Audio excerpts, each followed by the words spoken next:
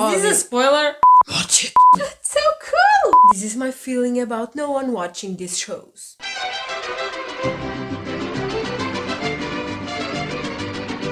I love them all! 5 best underrated TV shows you need to watch now. Yeah.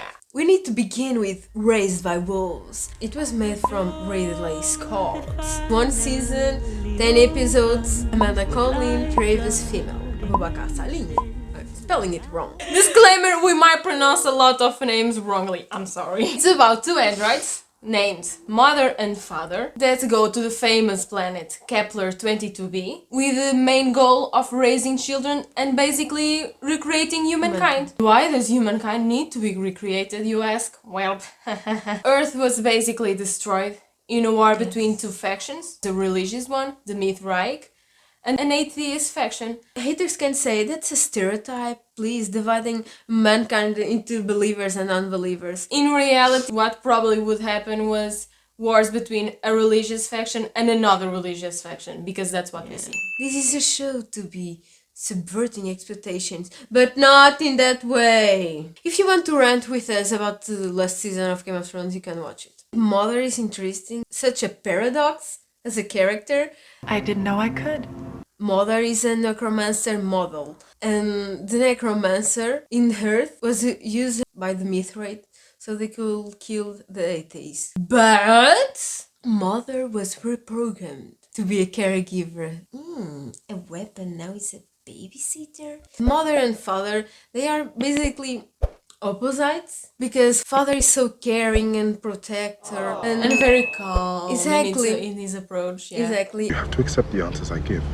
And Mother is more action taker, strict. You're lying! In a scene they are like, we are becoming like humans. It's not in their program. Some people say that, oh, that's so meta, they're talking, oh, we know about our program, but I quite find that interesting. They're self-aware for them to have that conscience. It's like, what are we doing? They have been on the planet for years now. A group of Mithraik arrive there. Eventually, the Mithraik and the androids face each other, and there's a big clash of beliefs that isn't going to go well. What?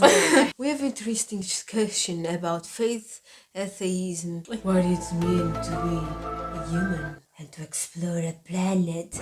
Oh, I like so much that part. The setting is alive, it's like a character. It's like Annihilation. It almost seems empty. It just helps bring that atmosphere. Why this show is quite unpopular. Some people found the characters very cliché, with some actions made just for the sake of action. Well, Raised by Wolves is like Prometheus and Ridley Scott's ideas of humankind destruction and its doom, and I'm quite, well, that's not that bad. That's a reason to watch. Yeah. And the post-apocalyptic premise is already dying. Raised by Wolves is very, very slow paced for audiences. Yes. A lot of people are looking for something quicker and more explosive. Exactly. And Raised by Wolves really takes its time. It's hard sci-fi. It does not appeal to the masses. Well, comment below if you think it is a hope to Raised by Wolves to be more popular. We still think it has a very interesting concept and delivers very complex characters and good twists along the way, and definitely deserves more recognition.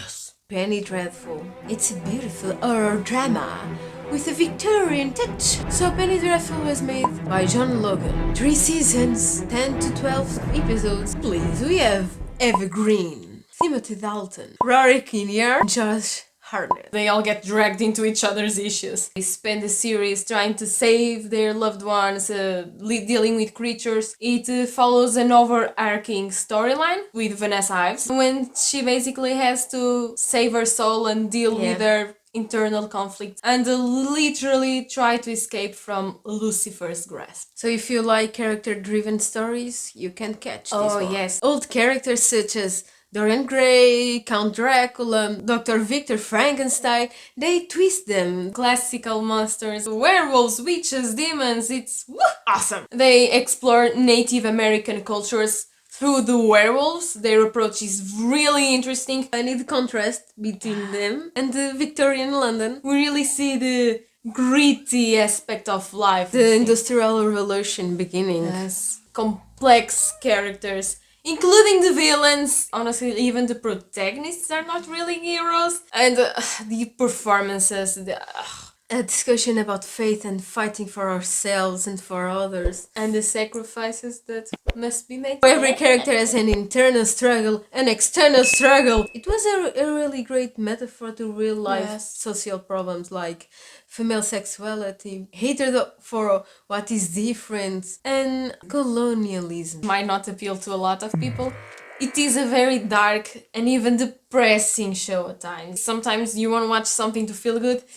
You don't watch Penny Dreadful. The audience was quite annoyed by a lot of fancy dialogue that didn't add much to the story. Very slow pacing and a very gothic and literary approach. Age restriction and hair at the same time slot as Game of Thrones. It's not good. Penny Dreadful, it's true we can talk about very heavy themes, but it really approaches horror like no other show. And it has very complex characters and their struggles that reflect our own. If you like Penny Dreadful, please tell us. It's really deep in our hearts. We always are happy to know more fans. Counterpart. It was created by Justin Marks. It is a sci-fi thriller with the vibe of Philip K. Dick about two parallel worlds and duplicate people. I tried. You think I don't know when you're lying? J.K. Simmons, come on. Olivia Williams, Harry Lloyd, Nazanin Boniadi, 2 seasons, 10 episodes. Imagine, you do a strange job in a strange corporate company, you're a middle-aged man, and your wife is in a coma. Not only that, you literally face another person that is you from another parallel world and is like an old James Bond type. Because see, there are two worlds. His world, the Prime, your world, Alpha. You exchange places with him.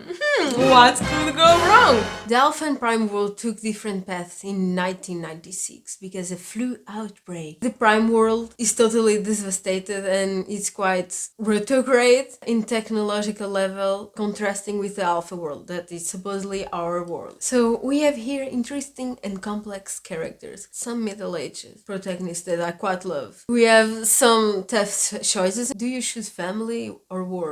World goals or your personal goals? And finding our alternative version, knowing that they are like more successful. We have a lot of great characters here. It is a show about deciding your own path and prioritizing the things you value most. It is underrated. And why is that? The main cast is basically all middle-aged. It is a plot that needs to be followed with attention. The sci-fi thriller genre is not one that appealed to the masses. Besides that, the show got cancelled because the viewership was too male. And that's a problem because in the third season, they were going for a more female-focused strategy. Men cannot watch female-driven shows, apparently. And that just perpetuates the idea that if there's a woman protagonist or anything, men don't watch it. That's wrong because we have the Olivia Williams character. The antagonists were women. I don't understand. If you have watched Counterpart, please tell us.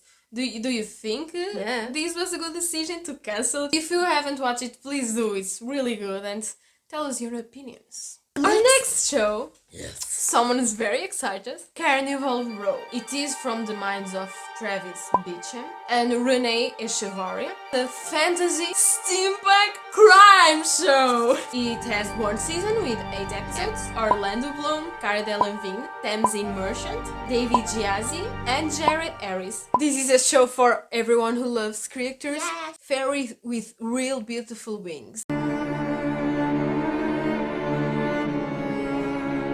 We have finally a faun that wears human clothes and not only a scarf. They are trying so much to fit into the human society. Then we have centaurs. They have actually facial features that resemble horses. And then we have the Merox that are like werewolves.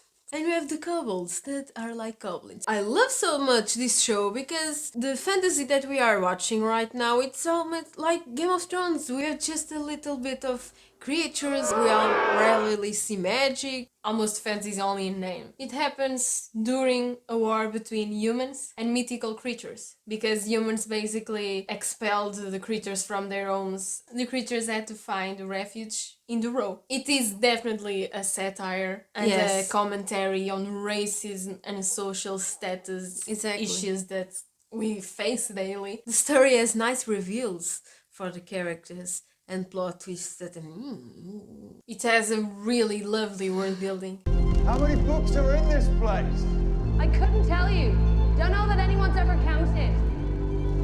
And the filmmaking is also really amazing in showing the world. It is a story about accepting yourself, even in the most aversive, cruel world sometimes. But it is about finding that strength. The show is not that praised. The critics really smash it. Oh, it tried too much to be the next Game of Thrones. It's a different thing. You mean they are doing a good world building and building complex characters? Yes, I mean, I think every show should try to be the next Game of Thrones in that aspect. Exactly. Some people also say that the messages are too on the nose, really pushing forward that social agenda. These are real issues and they should be talked about. And we all know TV shows and movies and stories in general are made to show people messages and help people learn and grow. And the critics again didn't like it because of the strange dialogue and the characterizations were a lot cliche. Again, internet, move on. Yeah. The hate on Cara Delevingne as an actress. People decide that she's a bad actress and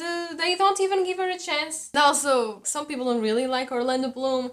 So, they're the two main protagonists. People are like, no. You must watch it even more because it's a strong moral message. And even though some characterizations may be generic, there are a lot of interesting nuances in the characters. It's finally something like steampunk fantasy in every fantasy fan must watch it. If you don't like it, at least say why in the comments. Yes, there's still one more show left. Falling Skies.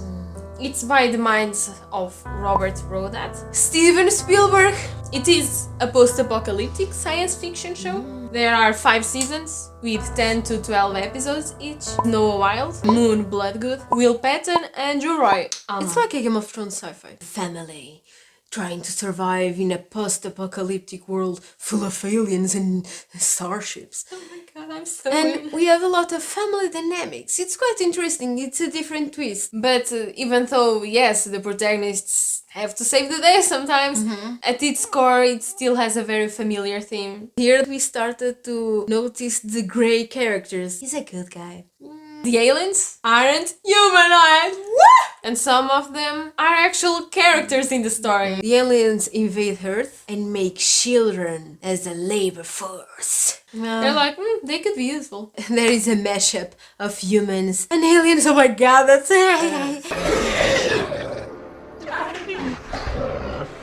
It's so creepy. We have a variety of settings, city and countryside and spaceships. The core message of the show is fighting for those you love and never giving up. One of their most common sayings, The fight Isn't over till it's over.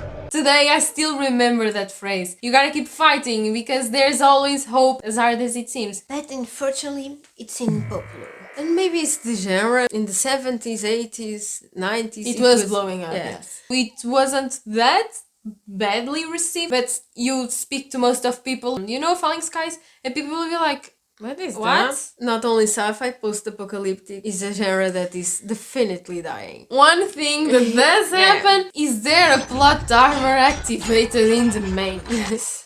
And the plot can sometimes get incoherent. It's because it's so much happening, it's like, there is some bad acting in there. Even though with this messy storyline, come on, watch it. It has aliens and complex characters exploring spaceships. How the aliens live. If you feel that love, please comment below. If you feel some hate, well, please tell us. We're curious to know. Yeah. If you agree with us, give a like. If you disagree with us, give a cannon. To at least know that we are not alone about these 5 underrated TV shows that you must watch. Give these TV shows a chance. And if you think they deserve to be underrated, please give us a reason. I still have high hopes that these shows will get a little bit of more recognition. Well, Farewell. We're the Sisters of the Geek. thanks for watching.